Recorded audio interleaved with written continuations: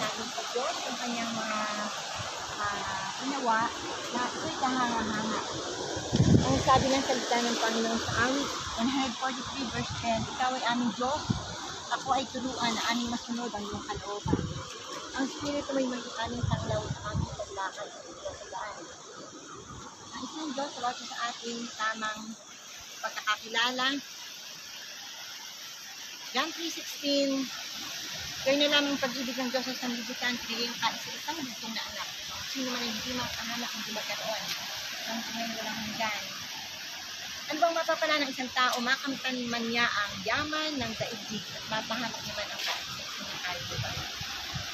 Ang bawat sa atin, dapat natin malaman, maunawaan kung bakit ang Panginoon ay namatay ng sakit. Nais ng Diyos na tayo magkaroon ng kaligtasan na if we confess our sin, He is faithful and just to forgive us. Mga kapatid, kilalanin natin si Jesus, ang tanging kaisa-isang pagpatigtas ng ating kaisa-isang kaluluwa. Kilalanin si Jesus, mag-repent kung mayroon tayong natatagong kasalanan.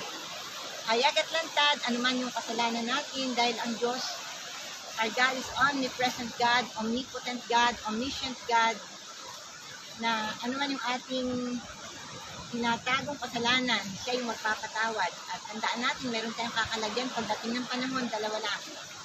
Sabi ng Ezekiel 34:17, sabi ng Panginoong Yahweh, ako ang magiging hukom niyo at paghihiwalayin ko ang tupa at ang kambing. Ang kambing ay ito'y masuwayin.